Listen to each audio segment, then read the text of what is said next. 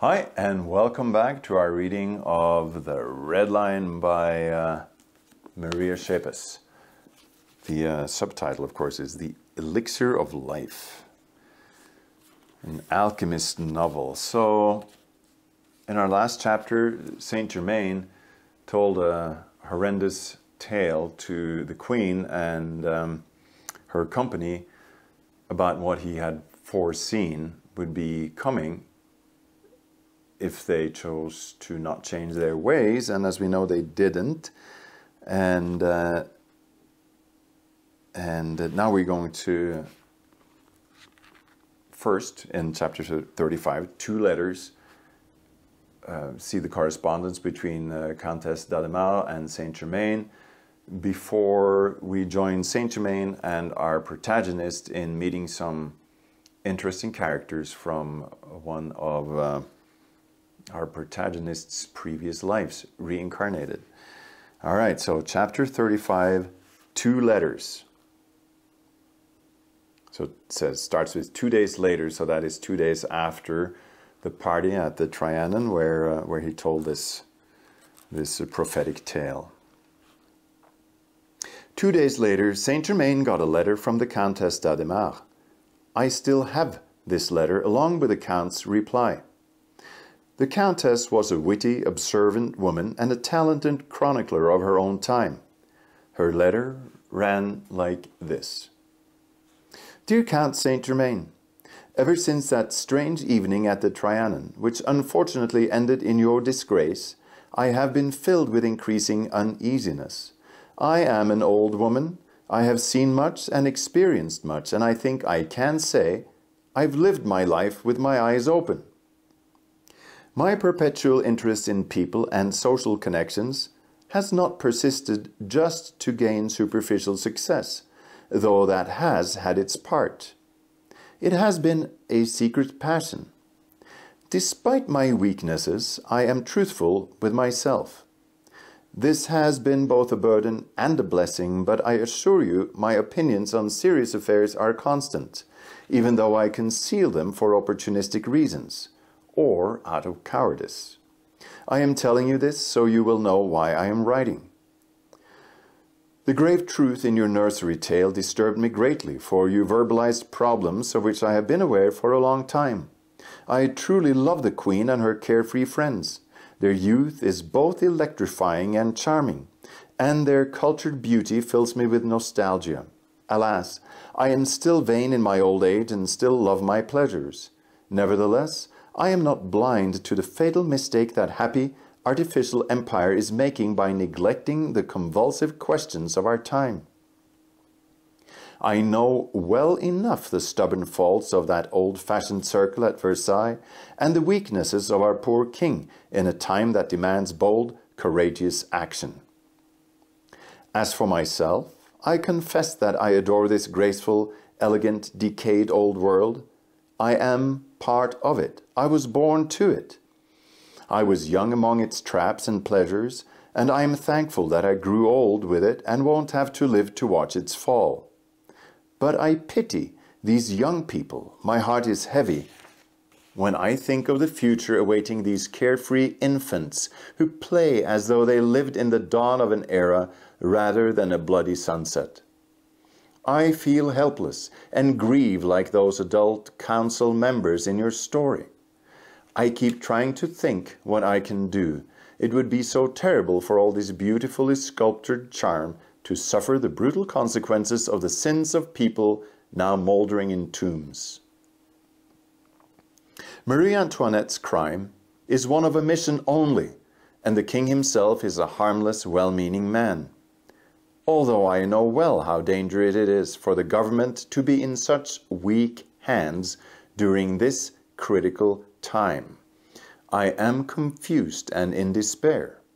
Perhaps you can tell me what I can do and what I must do.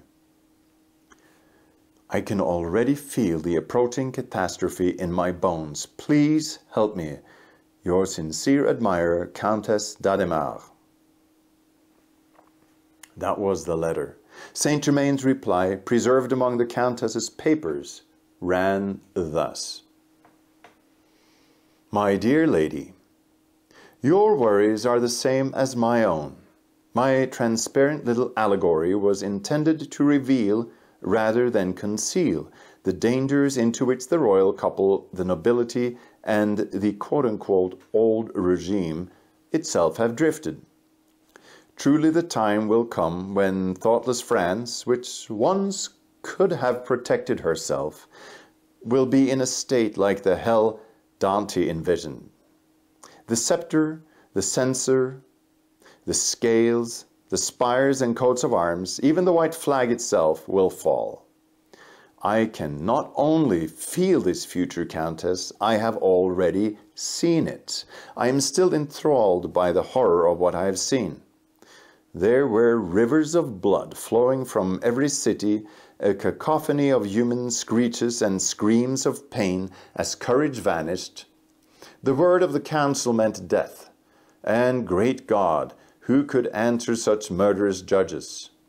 You do not know what it looks like when the axe falls, but who will listen to the cry, veto, today? I knew when I told the Queen that parable I risked expulsion from the Trianon. I would have risked even more, nor was this the first time I have tried to avert the disaster. But eyes are blind and ears are deaf, dear lady, for the time must be fulfilled. You and I can do nothing more, but be at peace within yourself. The storm will not reach you. You will escape, but I fear that is all I can offer in the way of consolation. Yours, Saint Germain. After this exchange of letters, the Countess asked Saint Germain to meet her yet again. This last, most significant meeting took place in the Recollects Church during the evening Mass.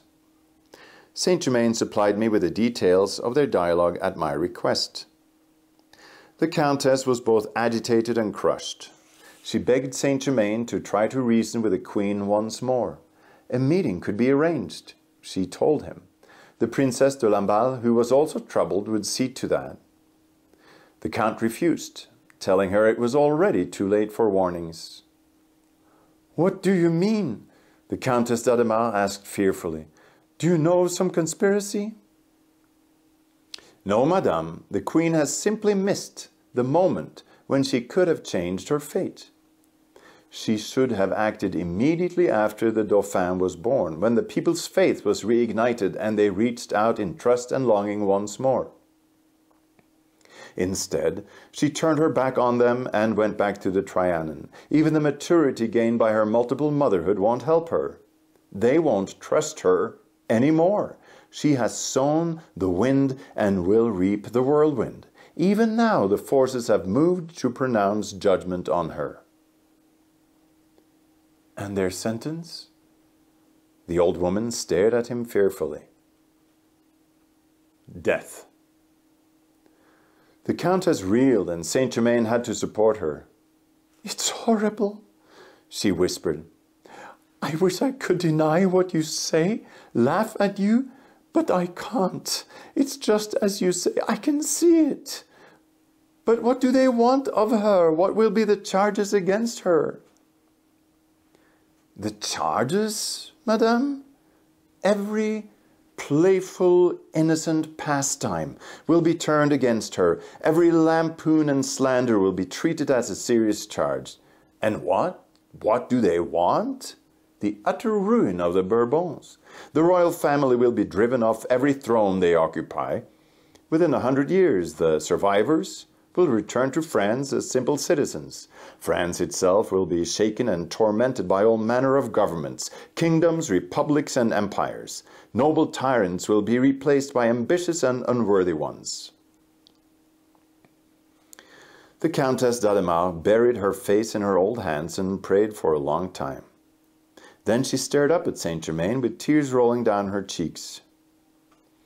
"If you knew how much I love life, and yet I am happy, you said, I'll die before the eruption," she whispered. He would have demurred, but she waved him down.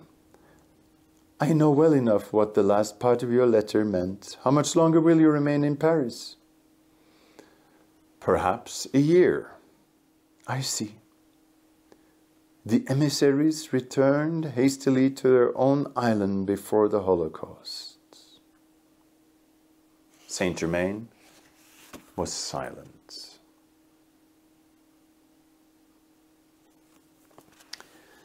So that was the 2 letters. Over to chapter 36, Cagliostro's Double, where our protagonist and Saint Germain are welcoming 2 interesting characters that we have met in different embodiments before. I was glad when Saint Germain told me that we would only be in Paris another year. It was not that I wanted to leave Saint Germain. On the contrary, I was thankful for every second I could spend with him. He had taught me a great deal and led me into important experiences. It was Paris, this restless, unhealthy city, that was alien to me. The city reminded me irresistibly of a man whose fatal illness has temporarily regressed. Saint Germain avoided both Versailles and the Trianon, but he received many visits from the nobility. He was also visited by artists, scientists, simple citizens, and even dubious and bizarre charlatans. One of the latter was Guiseppe Balsamo, who frequently impersonated the Count Cagliostro. Like every cheat, Balsamo was a skeptic, and he hoped to find in Saint Germain a less skillful but more fortunate colleague. The Count was willing to receive him and even asked him to bring along his wife, who was his medium. And thus I again met Martin Allais. The smooth old scoundrel in a new body was more polished and dangerous than ever. His dark experiences, though he did not remember them, were concentrated like the hypnotic powers of a snake on every weakness that could become his prey. Physically, he had changed surprisingly little, though his features were sharper and more refined. His hard, oily black eyes were overlaid with thick, tangled brows, and his lips were again thick and bluish, though firmer than before. His fingers were now longer and narrower, and altogether he was more articulate, the voice was softer, the speech more soothing and dazzling. In his desire to impress people, he had managed to acquire for himself a tall figure, but even now it was beginning to fill out with the sensuous corpulence of Martin Allais. An evil aura streamed from him, repulsive and attacking. I realized with a shock that his wife and medium was Jeanne Girard, now superficially young and beautiful. Her name was now Lorenza Feliciani, and she vaguely resembled the shining, irresistible Corinna. How that confused, greedy creature must have longed for Corinna's marvelous and destructive beauty. How she must have admired and envied, to burn the idea into her soul so that she could carry it with her even through the maelstrom of rebirth. Alas, the same thing had happened to her that happens to any chubby woman who wants a slender, noble figure. She managed to put one on, but it looked completely different on her. There was no lustful, enthralling power of the dark arrows in those slanted black eyes, just a lurking cunning. Her forehead receded and her shining hair was coarse and stiff.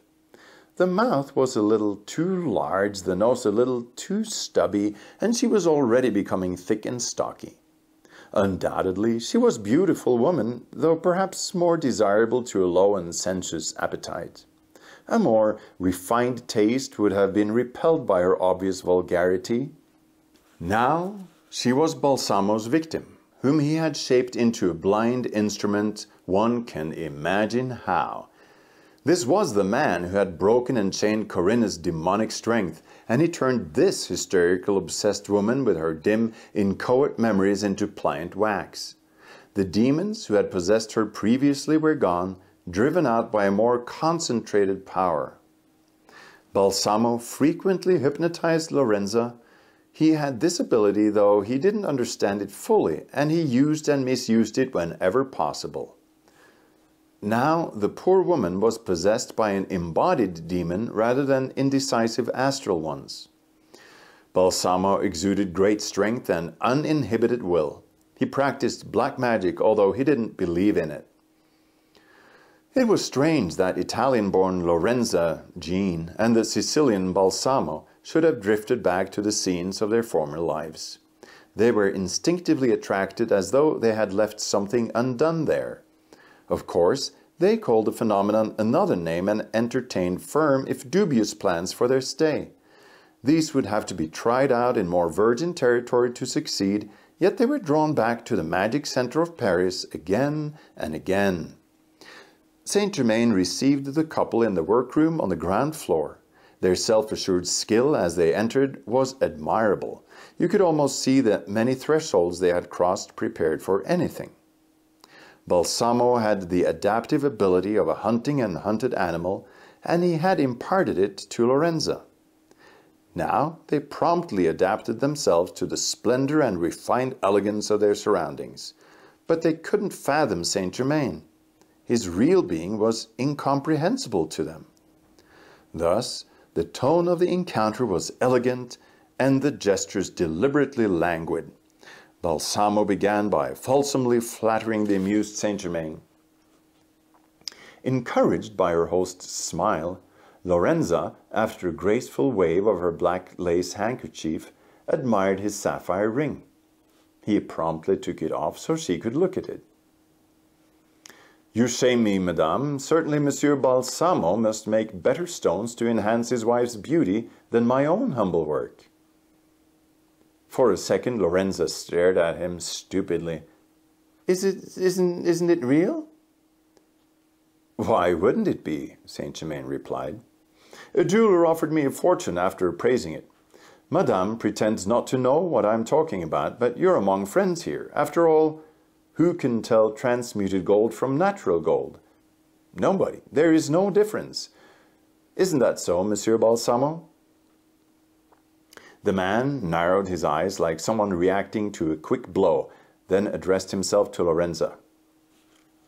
"You don't have to pretend here, my dear. His lordship, the Count, knows all about it." He turned to Saint Germain. "My wife is an ecstatic partner in my enterprises rather than a conscious one." "I understand perfectly," Saint Germain replied. "If Madame desires it, you may keep this ring that has aroused your fancy as a memento of our little visit." Lorenza looked at Balsamo, eager yet hesitant. "You cannot insult his lordship the Count by refusing," he said, rather too quickly. "You honor me." The woman trembled with excitement as she put the ring on her finger. She was so moved by so fine a gift that she could not hide her feelings. Balsamo noticed that I was watching her and promptly glared at the unfortunate woman. It was a terrible flash that froze her completely. Her eyes dimmed, and she put her other hand over the one where the ring sparkled. Meanwhile, the two men continued exchanging mutual courtesies. Balsamo was feeling his way cautiously, adroitly offering his various gambits. But now he was dealing with someone who saw clearly with a third eye.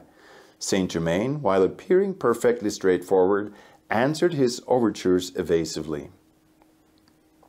The result was that sometimes Balsamo was sure he was addressing an overconfident cavalier whose belief in his own shrewdness was a veritable treasure trove. Then suddenly he would sense the hidden scorn and frightening intelligence in his host's eyes. Occasionally his fine criminal instinct sensed danger and he would retreat. But his greed was greater than his caution and he continued to play. Finally, Saint Germain asked him to demonstrate the experiments he did with Lorenza. Balsamo obviously wanted to avoid this without flatly refusing. "I myself would be happy to oblige you, Count Saint Germain," he said politely, "but the matter is not entirely in my hands. Lorenza is not always in the proper state for such demonstrations, and I believe that she is a little bit indisposed today." He turned to her expectantly, waiting for her to confirm his wishes, but she was staring at the ring and did not notice him. He favored her with his piercing glance, but even this did not rouse her. When he spoke to her, she did not start like a terrified child as she usually did. "Yes." Her voice was calm, her eyes distant. I was just saying that you are not in a proper state for me to perform an experiment today. Balsamo's voice was subtly threatening. Remember, you had a bad headache last night? You're wrong, Giuseppe. Her soft voice was mechanical. I feel perfectly all right. She lifted her hand and stared at the sparkling ring, oblivious of all else. Then she continued in a rather dazed tone. This blue stone has such an interesting thread. Look at it, Giuseppe. But how could the Count give it to me when it is a part of himself? I believe Madame's condition is ideal for an experiment, Saint Germain remarked. Perhaps we could start now, Monsieur Balsamo. Balsamo got up reluctantly and stood fidgeting. If you need help, Cornelius here is at your service. Saint Germain leaned back in his chair as though awaiting an experience of interest. I can manage, Balsamo said roughly. He advanced to his wife. Lorenza, he spoke commandingly. Look at me, Lorenza.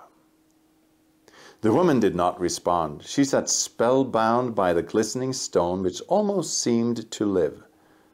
Suddenly her expression became one of wonder, then of fear and unspeakable horror. She jerked upright and clasped her arms convulsively to her body, raising her head as though she were suffocating. Help me! The blue snake is strangling me. Order it back into the ring, quickly. Balsamo leaned over Lorenza, yanked the ring from her convulsed finger and threw it into Saint Germain's lap. So, there's your ring. Now wake her up this instant. He was hoarse with rage. I will awaken her soon, Monsieur Balsamo. Saint Germain spoke calmly without moving. I admit I have borrowed your superb instrument temporarily. Lorenza Feliciani is truly an excellent medium. What do you want of her? Balsamo thrust forward, a face distorted with anger. Calm down, my friend. She is in less danger now than she is during one of your experiments. Soon she will wake up and be livelier and prettier than ever. I just want you to hear something from her, something you should take to heart. Lorenza, meanwhile, sat erect and motionless, an expression of horror still on her face. Saint Germain got up and stood in front of her. Involuntarily, Balsamo stepped back. Do you hear me, madame? Saint Germain's voice was gentle. Yes, she answered mechanically. Who am I?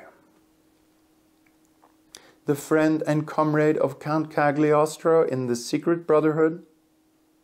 Balsamo's face drained of all color. Saint Germain continued. And who is Guiseppe Balsamo? The woman pressed her lips tight and shut her eyes, not willing to reply. Balsamo leaned toward her, his lips forming urgent demands for silence.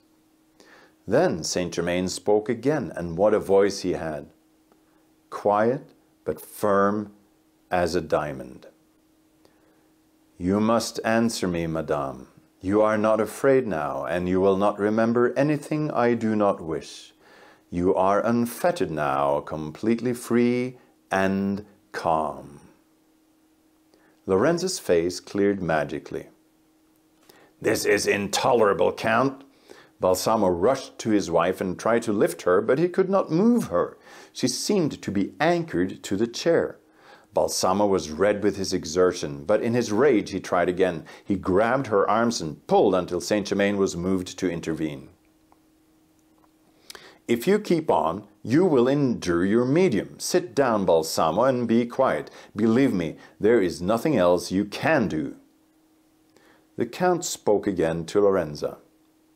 You heard my question, madame. Who is Guiseppe Balsamo? Now, she replied, smoothly, in a mechanical sing-song. He is the Count Cagliostro's shadow, forever one step behind him. Should the Count turn around, he disappears. The two are of the same name and sign, the sign of Gemini. They were born of a month and look alike. They are even of the same blood, but their souls are as different as daylight and dark. The shadow crawls upon the ground and dances on the walls, weightless, with no life of its own. It is merely a phantom, a slave of light. Guiseppe Balsamo cheats others, but he cheats himself worst of all. He does not know that a stolen name can become a tunic of Nessus to a usurper, that it is a dark fate as well as a bright shield. The fate of a shadow is always dark. Now Balsamo enjoys the riches of Cagliostro's palace.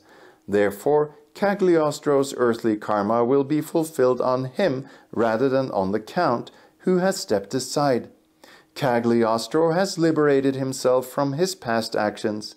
The bloodhounds of karma have run on below him. But there on the ground is the shadow, a prisoner of that name, Cagliostro, Balsamo. One is above mortal consequences, unreachable, but the other here below is the target of those consequences. Balsamo, Cagliostro, poor Balsamo. Thank you, madame. Saint Germain leaned over her and gently placed the palm of his hand on her forehead. Lorenza opened her eyes and gazed about wonderingly. Then she looked timidly over at the agitated Balsamo. Did you put me to sleep, Giuseppe? I didn't even notice it. Balsamo did not answer. It took all of his willpower to cover his confusion. But soon his uninhibited cynicism triumphed, and he looked over at Saint Germain with scornful superiority.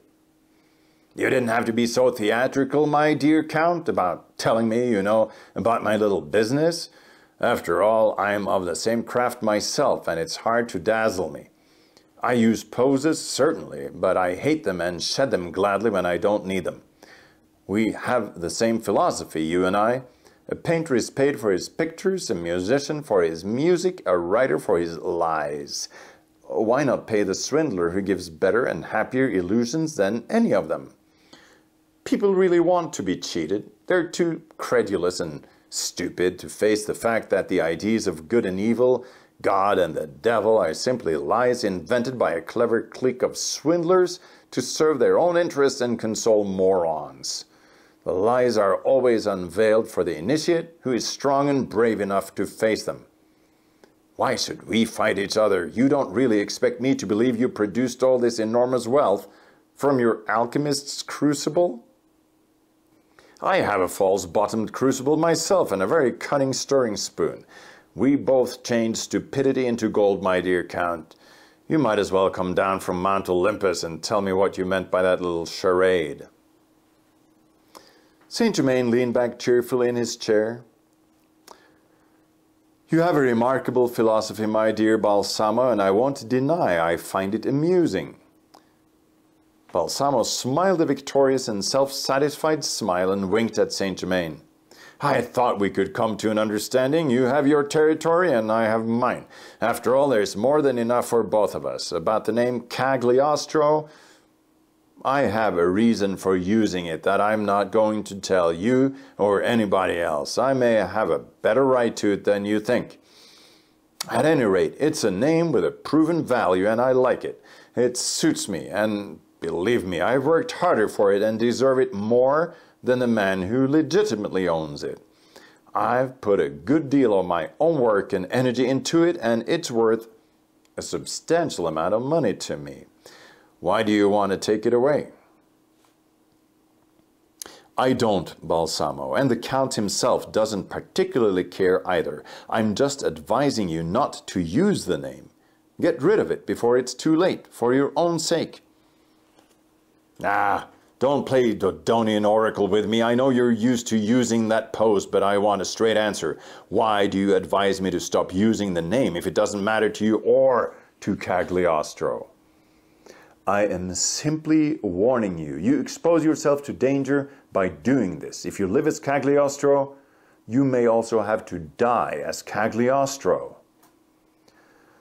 Balsamo threw himself back in his chair and laughed. I thought the Count Saint Germain was a better student of human nature than that. I quit wearing swaddling clothes a long time ago. Living itself is dangerous, and I was fully aware of the hazards when I chose this route. I also knew that only fools die when they get into difficulties. There is no prison that doesn't have at least one crack if you can only know the magic spell, and I know it. I've gotten out of hell itself with my incantations. I don't really care either whether they bury me as Balsamo or Cagliostro, so long as I live to a ripe old age. I cannot withhold the facts, Saint Germain continued unperturbed. Your continued use of the name Cagliostro means death by torture in the prison of the Inquisition in Rome. It will be quite impossible for you to die of old age. Why do you keep up this ominous blather? Balsamo broke in angrily. Do you really think you can scare me? Why don't you come on out and admit you don't want me to use Cagliostro's name?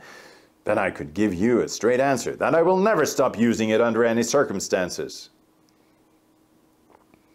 I have already told you it doesn't matter to me, Saint Germain explained patiently.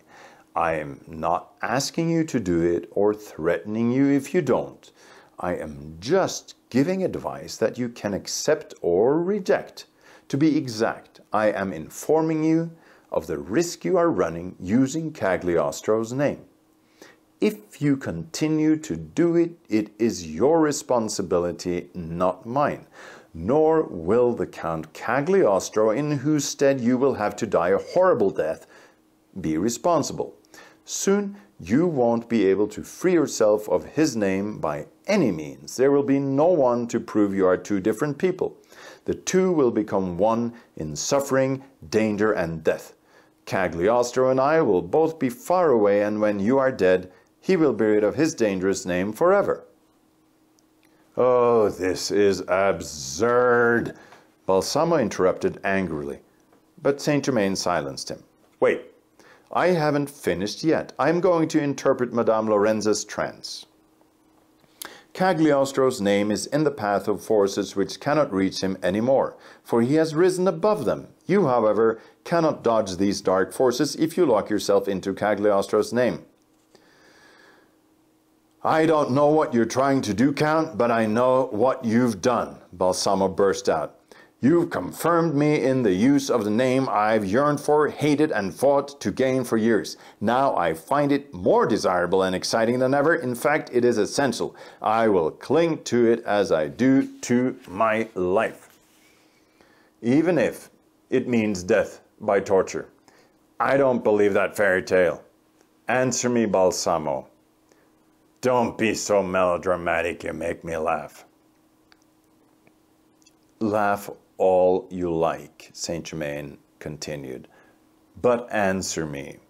All right, I will. Yes, even if it means death by torture, assuming I'm stupid enough to get caught. We heard a strange whimpering behind us and turned to look at Lorenza, whose presence we had all forgotten. Tears were pouring down her face, and she seemed to look at some horrid scene far beyond us. You have said it, Giuseppe. The woman was trembling. You have said what he wanted.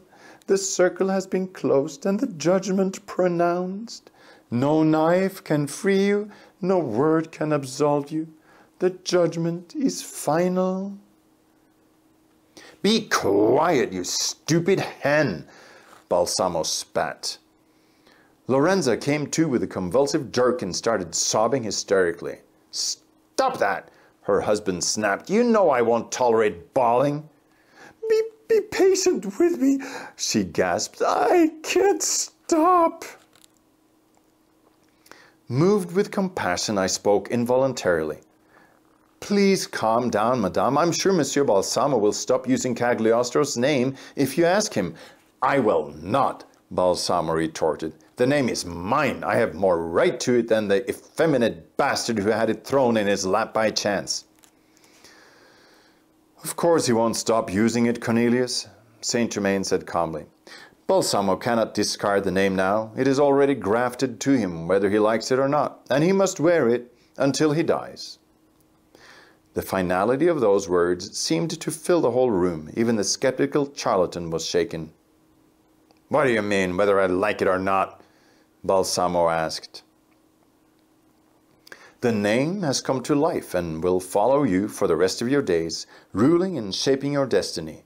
If you stop using it, you will be addressed by it. If you deny it, people will swear that it is your identity. If you throw it away, it will return like a boomerang. If you drive it away, it will slink back like a dog. It is a tenacious, merciless executioner, a magic robe that clings to your flesh." "Let's go, Lorenza," Balsamo said hoarsely. Recovering his poise, he added rudely, "I'm bored with his lordship the Count's pompous theatrics. I'm disappointed with the results of this meeting, Saint Germain." "I am not, Balsamo." The Count spoke with friendly courtesy as he escorted his guests to the door. That is the end of chapter 36, and the next chapter, 37, is named Anna Müller, after another character that we have met previously in a previous embodiment, and we'll meet her again in the next chapter.